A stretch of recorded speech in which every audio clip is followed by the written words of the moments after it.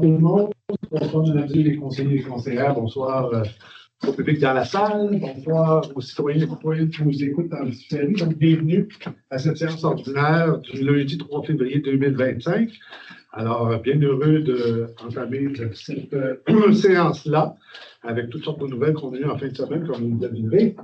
Alors, on va tout de suite démarrer donc l'ouverture de la séance. Est-ce que dans la salle, vous avez des questions? Ensuite, on passe maintenant à l'administration générale. Donc, à 2.1, l'adoption de l'ordre du jour. Vous avez l'ordre du jour devant vous. Est-ce que vous souhaitez ajouter un point? Modifier un point? Ça va. Alors, je prendrai un proposeur et un appuyeur pour l'adoption de l'ordre du jour. Proposer M. Vézina, appuyer M. Bertion. Vous êtes d'accord? Oui. C'est adopté. Maintenant, à 2.2, l'adoption du procès verbal du 13 janvier 2025. Est-ce qu'il y a des corrections à faire dans le procès verbal? Donc, je prendrai un proposeur, M. Raymond, appuyé par M. Bertium. Tout le monde d'accord? Oui. C'est adopté. À 2.3, l'adoption des comptes et engagements de crédit. Alors, vous avez donc le montant des prélèvements automatiques, les chèques fournisseurs, la rémunération, donc pour un total de 306 709,70. On a encore des gros paiements vis-à-vis le contracteur pour la patinoire avec le toit, donc c'est des grosses sorties d'argent. Mais heureusement, nos citoyens commencent à payer leurs taxes. Alors, ça amène de l'eau au boulet. C'est bien correct. Est-ce que vous avez des questions concernant les comptes et engagements de crédit? Quand on avance des sommes comme ça, j'imagine que le gouvernement nous rembourse aussi éventuellement. Les subventions que nous avons. On les a déjà eu, les subventions. Non, on ne les sait pas rentrer en compte. OK. C'est de l'argent en banque, comme on dit, mais pas dans un autre. Voilà. Est-ce que j'ai d'autres commentaires, d'autres questions? Alors, donc, il serait proposé et résolu d'accepter la liste des comptes à payer ainsi que la liste des chèques émis et paiements bancaires pour un total de 306 709,70 sous. Et l'autorisation est donnée au directeur général et greffier trésorier de payer les forces. Alors, je prendrai un proposeur, Mme Denicourt, appuyée par M. Raymond. Tout le monde d'accord? Oui. C'est adopté. Mais je fais un petit rétro pour vous expliquer que vous avez remarqué que le directeur général est absent. Alors, malheureusement, il chute a fait en sorte que ça l'aurait été chez lui. Mais heureusement, nous avons Mme Yannick Gardon qui est là pour nous appuyer dans nos travaux. Alors, merci d'être là, Yannick. Et puis voilà, fermeture de parenthèse. Dans ma précipitation, je l'avais oublié. Voilà. Il faut avouer à moitié pardon. À 2.4, rapport sur les plaintes. Alors, nous avons 3 plaintes qui ont été soumises à la municipalité. Donc, le chien errant sur la rue Boulet, ça a été transmis à Pro-Anima, qui est l'organisme qui gère les chiens chats, et tout ce qui est dans la municipalité. Alors, ça a été fait et Pro-Anima a cherché la situation. La butte à glisser, alors, c'était d'installer des bandes de protection ou un dispositif pour empêcher qu'une personne puisse foncer dans les rampes. Bon, on a eu notre personnel qui est allé voir à ça. Et l'évaluation, on se dit, ben, on va peut-être passer le temps parce que c'est pour vraiment vouloir aller dans les rampes quand la butte a une descente en ligne, puis les rampes sont tellement de côté. Alors, on va évaluer encore, c'est pas clair l'action qu'on pourrait prendre. Bon, il y a des choses sur la table, mais on va se décider à savoir là, si ça en vaut la peine, puis si ça en vaut la peine, mais qu'est-ce qu'on peut faire. Mais actuellement, tu sais, moi, j'ai été témoin d'un accident comme ça, là, où la personne est passée par avoir des. Moi, je pense qu'une maille de tissu pourrait certainement au moins empêcher la personne de traverser complètement les rampes. C'est une sécurité supplémentaire. Autrement, peut-être mettre des tubes là, un peu comme on a de protection, comme les gens vont quand tu vas en ski. Là, on a vu aujourd'hui, M. Portier a présenté un peu des espèces de pad, excusez, au moins les 2-3 premières rangées, là. Je pense que c'est là qui est peut-être l'aspect le plus critique. Là. Parce qu'on s'entend, là, tu sais, les enfants, des fois, ils ont des idées un peu particulières. C'est bien. Peut-être plus. On va continuer. Ça peut nous éviter des appels PR, je pense que ça serait bon. Hein? C'est ça. Voilà. Et le dernier élément de la plainte, c'est-à-dire que c'est bon, le bac de recyclage a été trop tôt.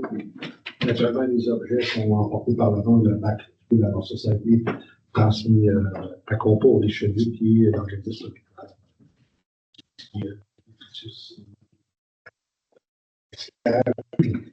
Voilà pour les plaintes. Est-ce que vous avez des questions?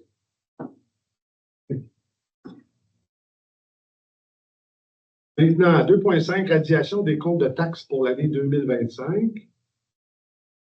Alors, on a presque une dizaine, 8 pour être précis, 7 pour être précis, des montants, des restants de taxes à gauche, à droite, qui n'ont pas été payés, des 35 des 21 Alors, plutôt que de les administrer comme tels, ben, on les efface des livres, puis ça évite d'avoir des coûts d'administration inutiles pour petits montants comme celui-là. Alors, donc, vous en avez pour un total de 400 et 21. Donc, c'est nombre de ces 7 arrérages de taxes-là. Alors, si vous êtes d'accord, il serait résolu donc de radier les comptes de taxes appartenant à des personnes décédées ou inconnues pour les numéros de compte suivants et vous avez la liste donc des matricules à qui ça correspond. Questions, commentaires? Je prendrai un proposeur, un appuyeur pour traiter ces comptes-là. M. Vézina, appuyé par Mme Demicourt. Vous êtes d'accord? Adopté. Maintenant, nomination d'un mairesse suppléant. Alors, compte tenu que pour la période de mars à juin 2025, comme vous le savez, Mme Valmoncoeur est partie. Et puis, donc, ça laisse, c'était sa période où elle devait être la mairesse suppléante dans l'année. Et donc, il faut trouver quelqu'un pour la remplacer. Alors, ce qu'on a demandé, c'est si M. Raymond est d'accord. M. Raymond, c'est lui actuellement qui est le maire suppléant, qui poursuit donc son mandat de maire suppléant jusqu'à la prochaine personne qui est Anne-Sylvie Fournier, là, qui doit reprendre la relève là, en juin. Alors, donc, si vous êtes d'accord, il serait résolu de nommer M. Florent Raymond à titre de maire suppléant pour les mois de mars à juin 2025, avec le pouvoir de signer les documents et les effets bancaires pour et au nom de la municipalité de Saint-Alexandre et de siéger à la MRC du Richelieu en cas d'absence du maire. Enfin, la proposition. Vous proposez. Proposer M. Bastien, appuyer. Mme Demicourt. J'avais demandé le vote, mais j'ai pas vécu. Vous êtes 4, hein, ça fait que... Mme Demicourt a demandé le vote. Merci. À 2.7, remplacement du maire à la séance du conseil de la MRC du Haut-Richelieu. Donc, la séance régulière, c'est la semaine prochaine et il va être dans l'aéroport. Alors, je ne serai pas en mesure d'assister à la réunion du conseil des maires de la MRC. Donc, M. Raymond n'est pas présent non plus cette journée-là. Il n'est pas là, alors il faut nommer quelqu'un. Donc, si vous êtes d'accord, encore une fois, il serait résolu que M. Jean-François Berthiaume, comme représentant de Saint-Alexandre, il lui permette de siéger à la séance régulière de la MRC du Haut-Richelieu, qui ont lieu toujours les mercredis, donc du 12 février prochain. En remplacement du maire de Saint-Alexandre. Est-ce que j'ai un proposeur et un appuyeur? M. Vézina, puis M. Raymond. Tout le monde d'accord? Oui. M. Berthiaume, vous êtes d'accord? 2.8, programmation de la TEC 24 pour les années 24 à 28. Donc, la TEC, c'est le programme où les municipalités perçoivent des résidus, perçoivent une quantité des taxes qui sont prélevées sur les carburants, sur l'essence, et qui permettent aux municipalités de pouvoir faire des travaux et des projets là, qui sont au-dessus de leur capacité financière. Alors, ça finance, par exemple, une partie du RENCAM, ça finance pas mal tous les gros projets que nous avons en municipalité. Il y a une portion de ces argents-là. Donc, c'est pris. Alors, ça prend un calendrier et ça prend donc une liste de projets qui doivent être déposés et qui vont couvrir l'année 24-28 et ça détermine également aussi la part que la municipalité doit payer. Parce que dans la TEC, comme vous le savez, on reçoit un montant, mais la municipalité s'engage également à défrayer une partie de ces sommes. Alors donc, vous avez en document annexe le guide et vous avez aussi la programmation de la tech là, avec tous les projets qui sont situés là, dans les années 26, 27, 28, là, notre 24 à 28, pardon, votre mandat. Donc, il sera proposé et résolu, si vous êtes d'accord, encore une fois, que la municipalité s'engage à respecter les modalités du guide. On va mettre le choix si on veut dessous. La municipalité s'engage à ne pas tenir responsable personne de la tech de tout ce qui pourrait arriver de problématique, que ce soit une santé, sécurité, dépassement de coûts, etc., etc. Alors, la tech se dégage de ça, c'est la responsabilité de la municipalité. La municipalité approuve le contenu et autorise l'envoi au ministère des Affaires municipales et de l'Habitation de la programmation des travaux que vous avez en pièce jointe et tous les autres documents exigés par le ministère en vue de recevoir la contribution gouvernementale qui lui a été confirmée dans une lettre de la ministre des Affaires municipales et de l'Habitation. La municipalité s'engage à déposer annuellement une mise à jour de sa programmation selon où nous en sommes dans nos travaux et si nous respectons les obligations que nous avons. La municipalité s'engage à réaliser naturellement les investissements autonomes, donc la part que nous devons investir comme municipalité dans les projets pour l'ensemble des 5 années. Et la municipalité s'engage à informer le ministère des Affaires municipales et de l'Habitation de toute modification qui sera apportée à la programmation des travaux approuvés par la présente résolution. Questions, commentaires? Alors, je prendrai un proposeur et un appuyeur pour l'adoption de cette résolution. C'est proposé par Mme Denicourt, appuyé par M. Vézina. Vous êtes d'accord? Oui. Maintenant, on va en sécurité publique. Alors, le rapport du service de sécurité incendie. M. Benoît Prodeur. Bonsoir tout le monde. Le mois de janvier, ça a été un mois assez tranquille. On a eu seulement 3 appels PR. Alors, puis on a eu des formations, puis nos inspections de véhicules. Le rapport est assez vite fait pour le mois de janvier. Tant mieux pour nos citoyens. Ah oui, tout à fait. Il n'y a pas besoin de sinistre. Alors, je dépose le rapport. Vous n'avez pas de questions? Ça va? Donc, c'est un dépôt, donc il n'y a pas de résolution à adopter. Maintenant, à 3.2, mandat de production d'un plan directeur pour le service de sécurité incendie. Alors donc, conformément aux vœux du comité et la recommandation qu'a fait le comité, on sait qu'au niveau du service de sécurité incendie, pour les 10 prochaines années, il y a des investissements importants qui doivent être faits, que ce soit le renouvellement des équipements, que ce soit éventuellement une caserne qui va être dans l'air. Enfin bref, pour les 10 prochaines années, il y a des sommes importantes qui doivent être investies pour le service de sécurité incendie. Naturellement, si on a un plan directeur, comme on s'en est donné un pour la mise à jour du parc des loisirs, bien, ça nous permet d'avoir une planification, une programmation des argents pour être capable de faire face à ces obligations-là. Je rappelle qu'en matière de sécurité incendie, puis M. Brodeur pourra compléter ce que je veux dire, il y a des exigences gouvernementales de mise à jour, d'optimisation d'équipements, etc., qui font en sorte que ça demande donc des équilibres boursiers quand même. Et le fait encore une fois, de se donner un plan directeur pour les prochaines années, ça nous donne une programmation qui va faire en sorte qu'on peut prévoir d'avance, on peut donc mettre de côté d'avance les outils qui vont nous permettre là, de réaliser ces achats. Alors donc, M.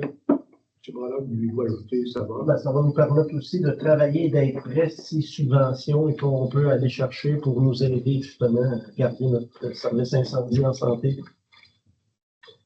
Alors donc, considérant que le service de sécurité incendie de la municipalité est conscient que les investissements futurs sont à considérer dans les prochaines années, vous êtes d'accord, il serait résolu de donner le mandat au directeur incendie, M. Benoît Brodeur, et à l'administration générale de produire un plan directeur pour orienter les prochains besoins du service incendie pour les 10 prochaines années.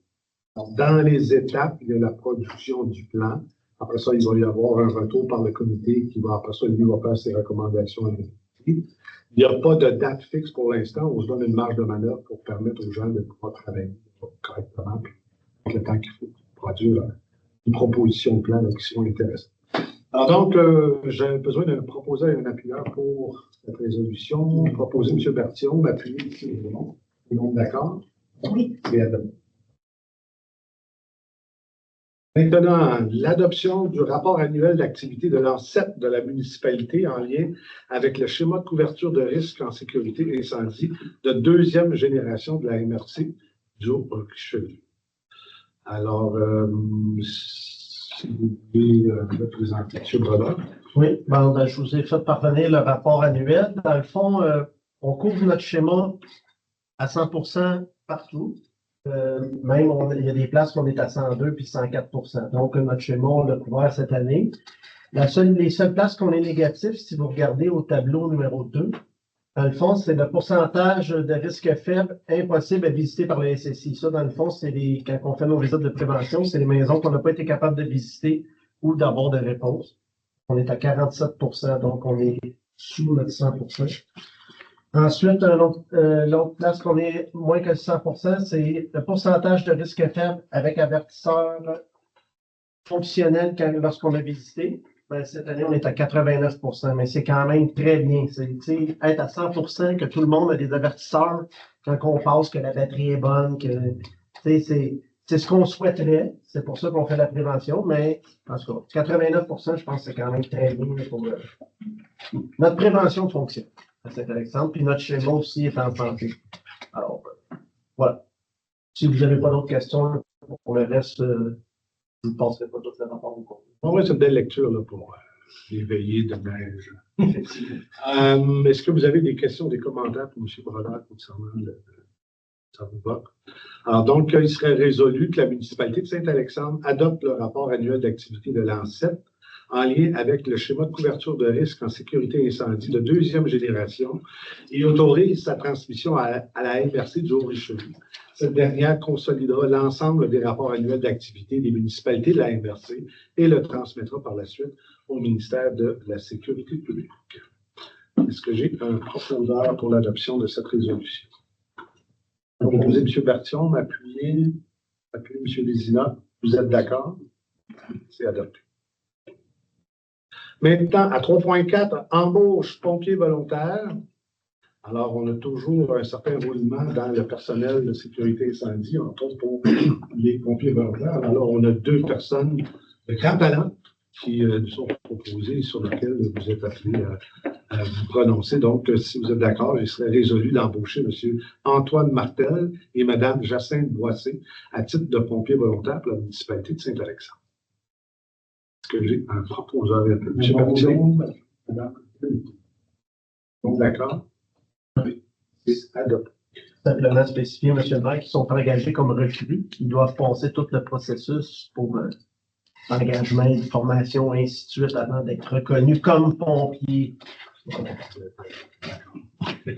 à fait. C'est bon.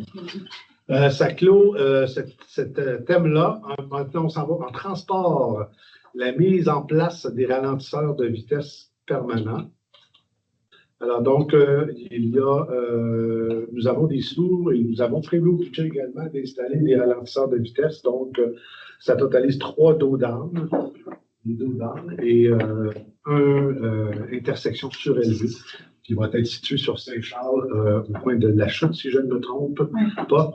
Et les dos d'âne, il y en a un sur la montée de la station et 2 qui vont être installés sur Saint-Gérard. Donc, pour répartir encore une fois ces dos d'âne. C'est la façon, encore une fois, que nous avons qui est la plus, efficace pour limiter et apaiser, comme disait Mme Gagnon, le trafic ici à Saint-Alexandre, parce qu'on sait qu'on a des problèmes là, au niveau de la vitesse que, malheureusement, des gens ne respectent pas à l'époque. Alors, considérant que la municipalité de Saint-Alexandre a procédé à une demande d'aide financière, la municipalité a déjà procédé à la première phase du projet, donc on avait déjà installé 2, entre autres, sur Saint-Gérard.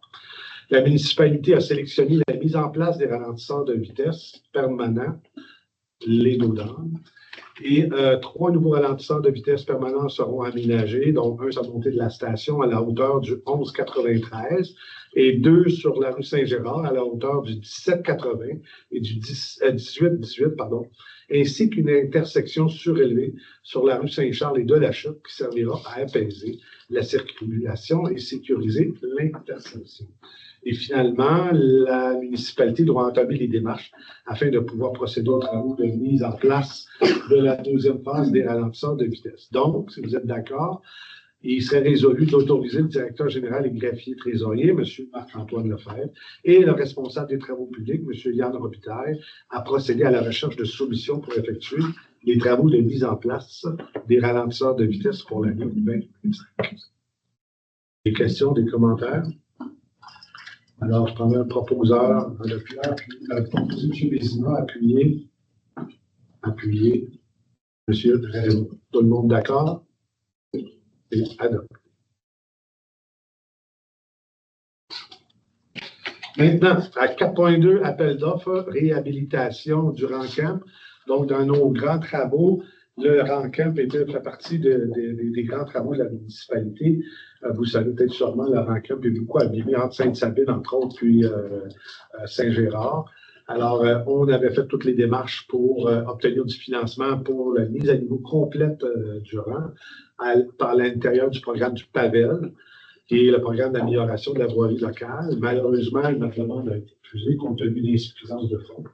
Alors donc, on doit y aller avec nos propres moyens pour faire au moins une partie du Rancamp. Alors donc, l'estimé préliminaire pour ce bout-là, on ferait à peu près 2,4 km de réparation. Ça totalise $1 million. Qui est dans l'estimation.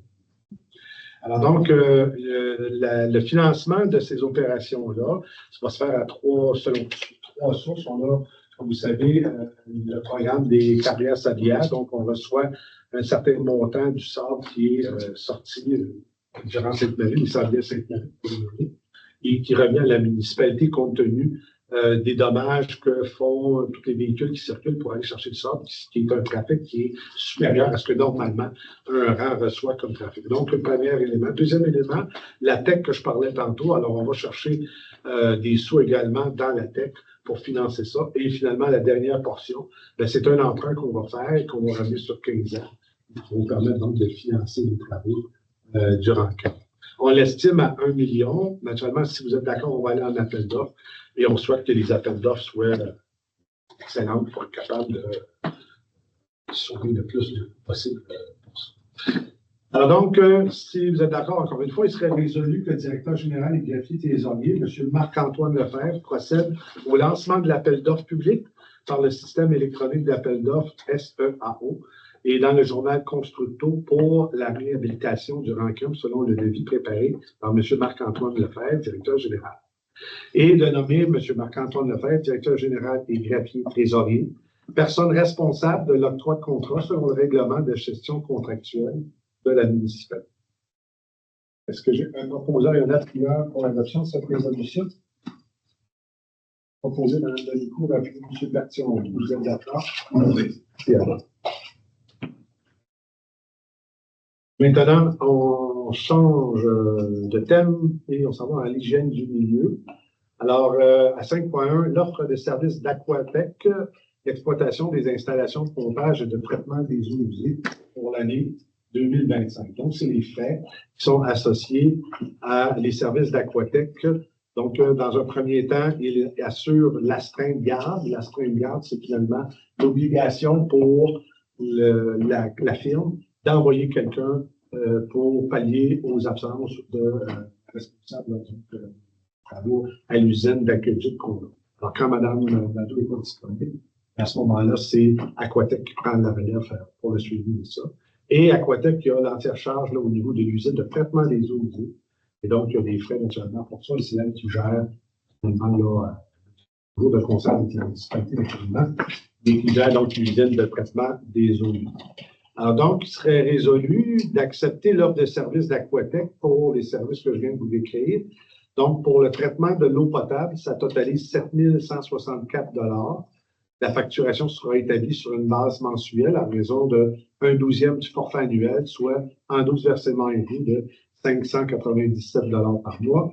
Et l'exploitation des installations de pompage et de traitement des eaux usées pour l'année 25. Le montant forfaitaire annuel applicable est de 20 028 $.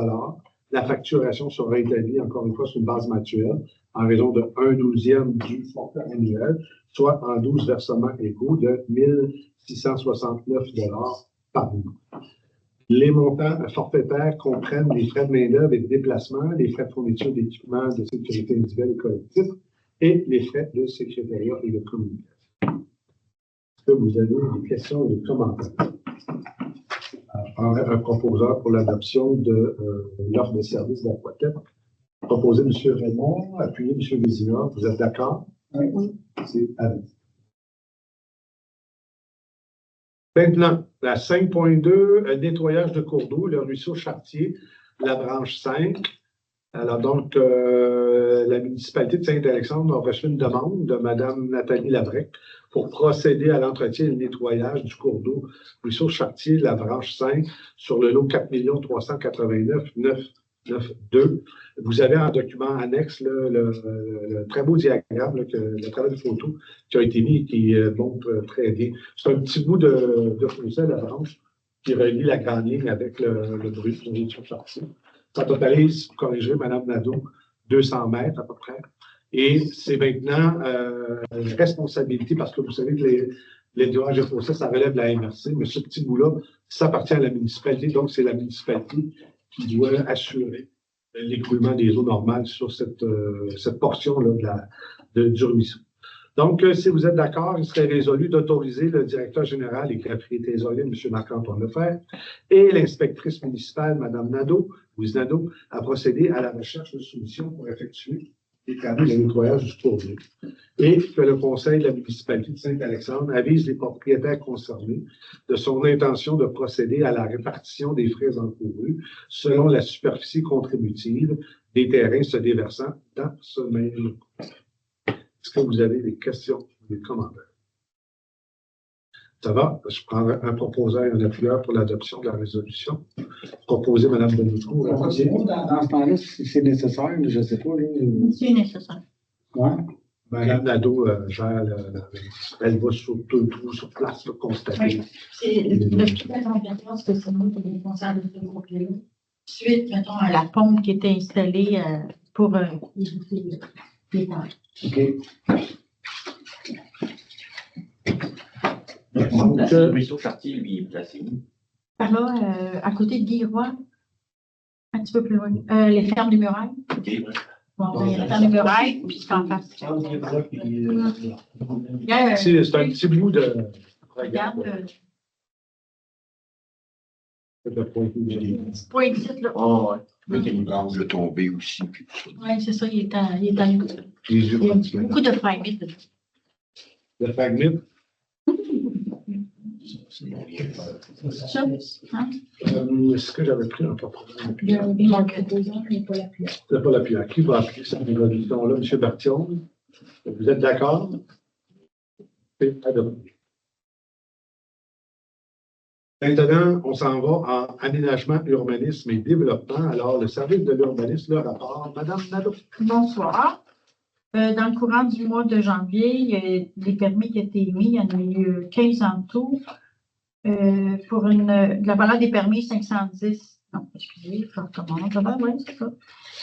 La valeur des permis, 510 200. Puis le montant des permis, 455 000. 455 $. Continuez. Ah, ben, Désolé. désolé. 155 000 qui doivent venir. Avec ça. Désolé. Avez-vous des questions par rapport au. Je ne vous ai pas remis non plus dans le courant. En janvier, normalement, je vous donne tout ce qui était comme permis, le rapport de l'année. OK, dans le Je vais vous sortir pour le mois prochain. Je crois. C'est ça. Puis dans on a tout fait les relevés de l'épicine dans la municipalité au complet. Ah oui, OK. Il faut juste aller les visiter à cette heure pour voir s'ils sont tous conformes. Ceux qui ne sont pas conformes, il va falloir qu'ils se conforment dans le temps de temps. Mais il faut aller sur les terrains nickel. Puis dans le courant, la semaine dernière, il y a eu aussi l'assurance, comment ça s'appelle? Le fonds d'assurance des municipalités. Ils viennent faire une tournée à chaque année, puis il y a des recommandations qu'ils font. Puis là, ben, on a des petites choses à corriger. Et puis, ça nous fait combien de piscines, ça, à Saint-Alexandre? 400 proches, 450, je pense, quelque chose de même. Presque la moitié des résidences. Ça, c'est le secteur urbain ou l'ensemble de la municipalité? L'ensemble. L'ensemble de la municipalité. Ouais. Ceux qui ont des piscines creusées, qui ont la clôture n'est pas conforme. Autant que la barrière du deck, là, il faut que ce soit conforme avec un lot. Tout à fait. Fait qu'on va faire toutes les relevés. C'est bon. Bon, c'est du gros pour ça. Oui. Merci. Est-ce qu'il y a des commentaires ou des questions par rapport à ça? Ça va. Parfait. Merci pour le rapport, Mme Nadeau, ça complète. Oui. 7.2, nomination des membres citoyens du comité consultatif d'urbanisme. Donc, il y avait 2 postes de citoyens qui venaient à une piste. Alors, donc, il faut réélire. Et donc, ces 2 membres citoyens-là ont signifié leur intérêt de revenir donc, sur le comité consultatif d'urbanisme. Et donc, mes suivants Desjardins et Patrick Morin. Alors, si vous êtes d'accord, donc, ils seraient réélus pour un terme de 2 ans au sein du comité consultatif d'urbanisme. Qui en fait la proposition, Mme Denisot, appuyée, M. Raymond, c'est d'accord? C'est adopté. Donc, on va être complet au niveau du comité consultatif. Maintenant, à 7.3, mandat à Covabord pour faire la demande de subvention au programme croissance de la canopée des municipalités canadiennes du Fonds municipal vert. Alors, qu'est-ce que c'est ça? Alors, c'est le projet que nous avons de la haie Brisbane en rang double sur le rang de Saint-Jean-Rocher. Donc, vous connaissez tout ce coin-là. Donc, il y a l'autoroute, il y a le rang de Saint-Jean-Rocher, puis il y avait l'ancien fossé qui égoutte plus rien, finalement, à Port-Laurent comme tel, que nous avons remblayé. On a aménagé 2 endroits où les machineries peuvent passer, se contourner sans être obligés d'attendre 2 kilomètres que l'autre sorte du rang. Et pour avoir droit à des subventions, et c'est 50% de la facture, c'est pas rien. Alors, il faut déposer une demande au Fonds canadien de la croissance canopée, croissance de la canopée des municipalités canadiennes du Fonds municipal vert. Le problème que nous avions, c'est qu'on ne pouvait pas faire directement cette demande-là parce qu'il n'y a pas d'entente actuellement entre le fédéral et le provincial pour financer ça.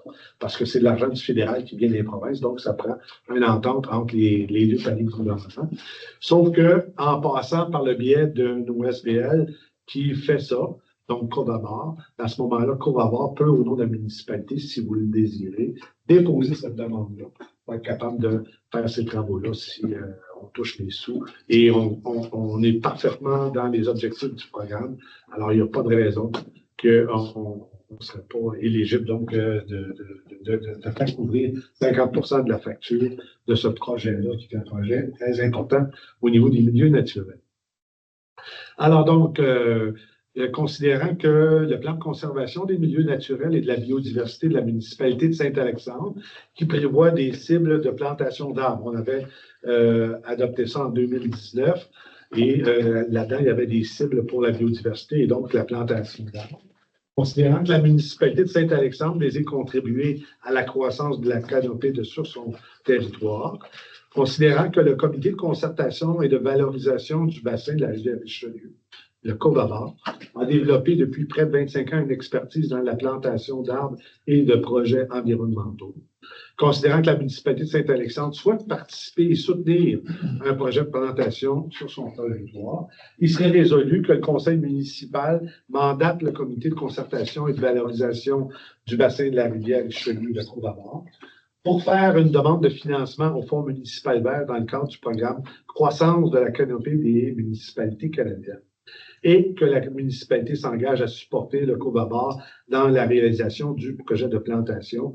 Et ça, si on peut l'avoir, on peut être certain qu'on va être là pour soutenir ce projet.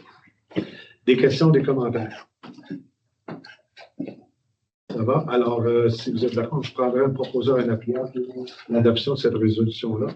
M. Vézina, M. Berthiaume, tous d'accord? Oui. C'est adopté. Maintenant, à 7.4, les dates pour la vente des barras. Alors, donc, vous savez qu'il y a 2 fins de semaine où nos citoyens, nos citoyennes peuvent faire une vente des barras. Et il faut toujours s'assurer que ça ne rentre pas en conflit avec le bazar, le Chic Bazar, qui est organisé et animé par la Fabrique. Alors, donc, c'est tout simplement de déposer les dates. Alors, donc, il serait résolu.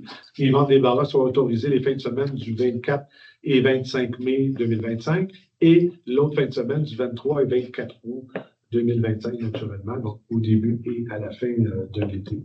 Et entre autres, si jamais la température n'est pas sur notre bord à ce moment-là, on reporte cette fin de semaine-là à la fin de semaine suivante, le 31 et 1er juin, et 30 août et 31 août. Est-ce que j'ai un proposeur, un appuyeur pour cette résolution? Proposé M. Bertillon, appuyé Mme Delico. Tous d'accord? C'est adopté. Maintenant, on s'en va. Loisirs et culture. Donc, le service des loisirs, culture et communication. Le dépôt du rapport. Mme Tremblay.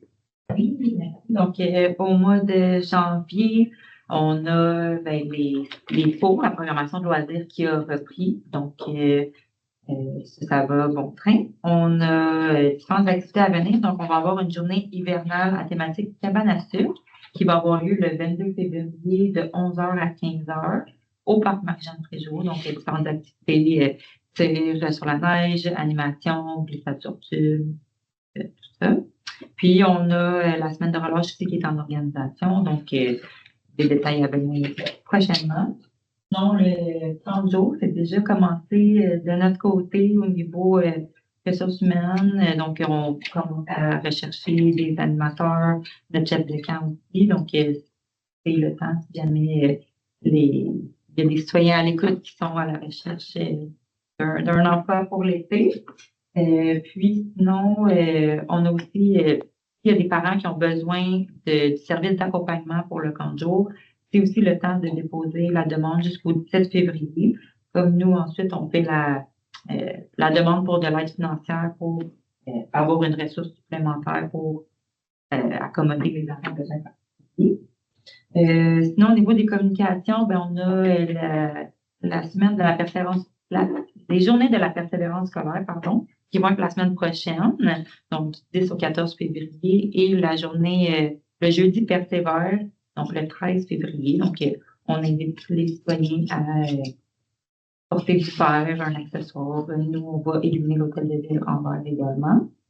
Puis, sinon, au niveau des activités à venir, j'ai parlé du 22 février, mais on a aussi ce samedi 8 février un lancement du projet Circonflexe à l'Estacade, au centre de plein air l'Estacade, qui est dans le fond, ça nous permet, nous, en tant que municipalité, on appuie ce projet-là. Donc, nos résidents peuvent profiter du prêt de matériel au tarif président de Saint-Paul-de-Launois.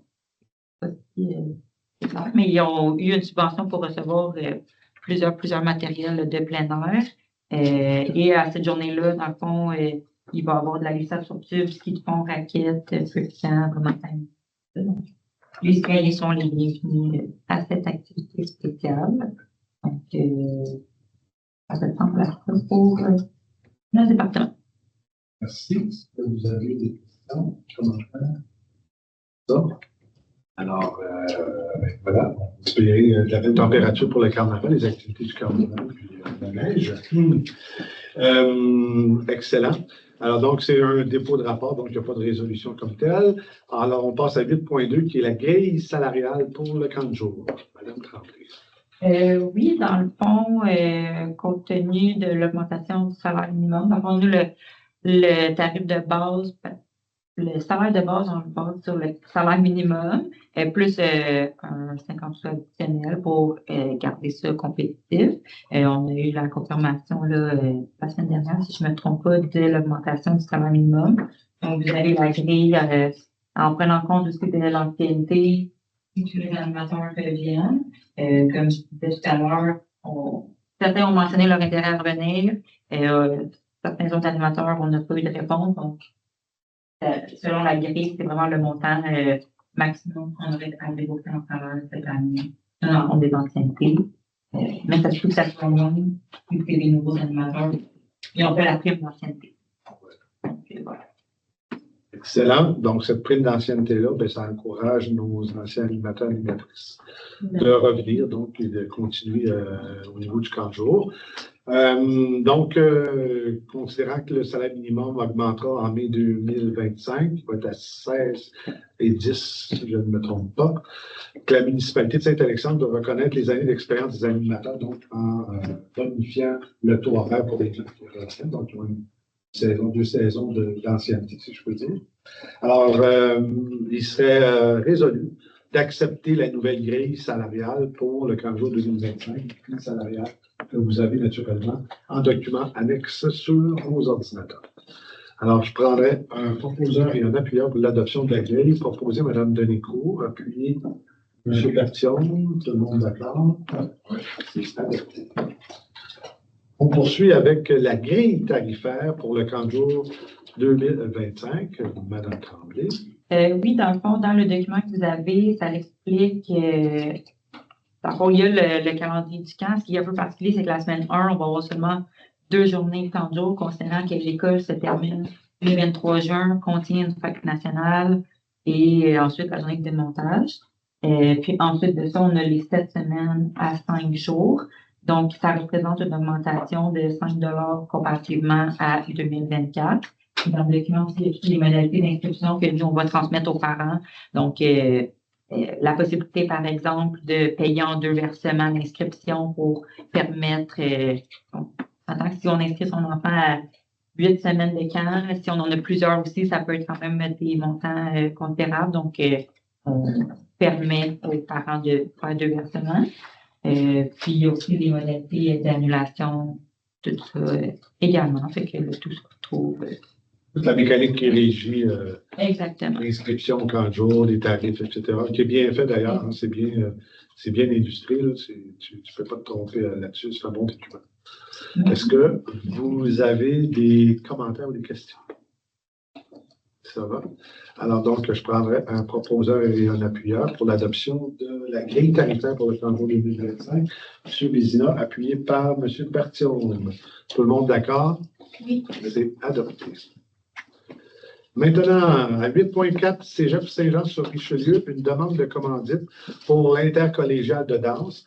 Intercollégial de danse, c'est une espèce de festival de danse, si vous voulez, qui tourne au fil des ans à travers les 44 cégeps de la province. Alors donc, cette année, c'est le tour du Cégep Saint-Jean-sur-Richelieu. Et le Cégep Saint-Jean nous sollicite pour une commandite pour aider donc à l'organisation et au financement de cette fin de semaine de danse-là. Alors, chaque cégep envoie sa troupe de danse. Et puis, les danses qui se font, il y a des juges, enfin bref, il y a toute une foule d'activités reliées autour de la danse. Alors, tu en as pour la danse, tu en as pour le théâtre, tu en as pour l'improvisation, etc. Cette année, encore une fois, au Cégep Saint-Jean-sur-Richelieu, c'est l'intercollégial de danse. Alors, donc, on a eu donc cette demande-là. Alors, vous avez en document annexe le plan de commandite qui a été produit par le Cégep. Alors, il y a différents niveaux de contribution possibles. Et donc, considérant que la demande reçue du Cégep par une commandite, considérant que les jeunes citoyens et citoyennes participent à cet événement qui se déroulera du 4 au 6 avril 2025 et c'est ouvert à tout le monde. Tous ceux et celles qui s'intéressent à la danse peuvent naturellement participer d'aller voir les danses qui seront produites là. Donc, il serait proposé et résolu d'offrir une commandite de 300 $ afin de soutenir l'organisation. Est-ce que j'ai un proposeur et un appuyeur pour l'adoption de cette résolution? Proposé M. Bertillon, appuyé M. Raymond. Tous d'accord? Oui. C'est adopté. Maintenant, à 8.5, exposition politique en images, une nouvelle perspective sur notre histoire. Alors donc, l'exposition propose de découvrir l'histoire politique locale à travers l'objectif des photographes régionaux. Donc, c'est une série de photos qui met en lumière des figures politiques telles que Jean-Paul Beaulieu, Yvon Dupuis, Jérôme Proulx, Ronald Bourgard, Bruno Choquette, Jean-Paul Lanier. Alors donc, c'est des personnages pour les plus vieux qu'on connaît, pour les plus jeunes qui est à découvrir, et des gens donc qui ont animé la politique régionale ici dans notre région. Donc. Alors, le musée du Richelieu a sélectionné des photographies issues de la collection du journal Le Canada français. Alors, cette exposition-là se ferait donc à Saint-Alexandre, ici même à l'Hôtel de Ville. Alors, on sera en mesure donc d'apprécier les photos là, qui seront affichées sur les murs ici de la salle du conseil. Donc, si vous êtes d'accord, il serait résolu que la municipalité de Saint-Alexandre recevra à l'Hôtel de Ville une exposition intitulée « Politique en images, une nouvelle perspective sur notre histoire » et cela se ferait du 3 au 21 mars 2025. Des questions, des commentaires? 2025. 2025. Oui, 2025. Mais ça, j'aurais compris 24. Non. Mais je voyais plus. Qui le propose? Madame Denicourt, appuyez M. Raymond. Vous êtes d'accord? Oui. D'accord. C'est annoncé, donc on aura une belle exposition photographique. Et voilà, ça clôt presque notre ordre du jour. J'arrive au point 9 qui est la correspondance. Je ne sais pas si vous avez des questions sur la correspondance. Simplement vous signifier que nous avons reçu les retours des amendes qui ont été perçues, donc les contraventions qui ont été produites sur le territoire de Saint-Alexandre. Il y a une portion de ces contraventions-là qui revient. Donc, nous allons recevoir un beau chèque de 3 842 $, de la ville de Saint-Jean, donc pour la portion des contraventions qui nous revient. Alors, on n'est pas content d'avoir ces sommes-là, tout simplement parce que ça veut dire qu'il y a des gens qui roulent vite. Alors, moins qu'on en a de sous, plus que c'est sécuritaire. Alors, voilà le point que je voulais vous porter attention.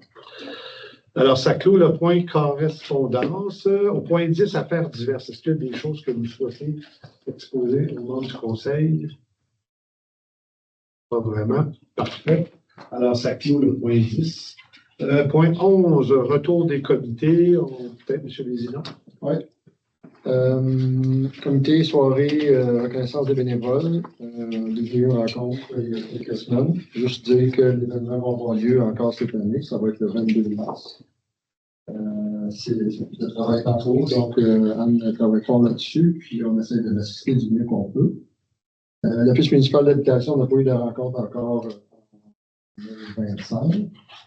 Le parc des loisirs, on a parlé un petit peu tantôt, ben, c'est la suite des travaux qui continuent. Il n'y a pas de grand développement pour l'instant. On a hâte de voir la toiture arriver, en fait. En tout cas, les structures, en tout cas. Et service de sécurité incendie, ben, ça a été les budgets, gestion budgétaire et les premières approches pour le plan directeur. C'est ça pour moi. Ça complète. Merci. Des questions? Ça va, M. Raymond? Ben, pour le ranking qu'on a parlé tantôt, là, ça pourrait venir pour de ça, tout est correct. Là. Excellent. Madame Denicourt? Il n'y a pas eu de comité consultatif d'urbanisme. Je prends la parole pour la première fois aujourd'hui. Effectivement, le mois prochain, peut-être. Oui, il y en aura un. Bon, on peut pas faire il fera un rapport à ce moment-là, sinon, pas de l'autre comité. Merci. M. Martion. On a fait le tour avec les comités qu'on a en commun. Du moins, CCU également n'a pas eu d'intervention. Encore, peut-être. Vous n'avez pas eu votre baptême ou encore? Non, ça s'en vient. Mais je l'ai déjà eu dans le passé, dans mon ancien mandat, par exemple. Donc, puis, l'école, ben, ça sera la semaine prochaine. Donc, c'est au prochain mois. Merci. Ben, vous me parlez de l'école, je vais faire un peu de pouce. J'ai eu une demande de Mme Collet pour participer à une conversation avec les jeunes sur tout ce qui touche l'environnement et tout ça. Alors, poser des questions, répondre aux questions, puis on a même une invitation, une espèce de petit causerie avec la brigade verte de notre école primaire. Alors, ça me fait bien plaisir, puis ça va se passer en mars, puis c'est ça, ça devrait être bien agréable. Voilà. Bon. Oui, c'est une très belle initiative. Ça clôt les comités. Maintenant, on est maintenant arrivé au point 12, qui est la période de questions. Est-ce que vous avez des commentaires, des questions que vous souhaitez adresser donc ici à la salle? Alors, comme dans la publicité, pas de petite salade. Alors, on poursuit avec le point 13, qui est la clôture de la séance. Donc, qui fait la proposition de lever l'Assemblée? Madame Denicourt. Et voilà, donc c'est la levée de la séance. Merci de votre présence. Et puis, on se revoit au mois de mars pour la prochaine séance.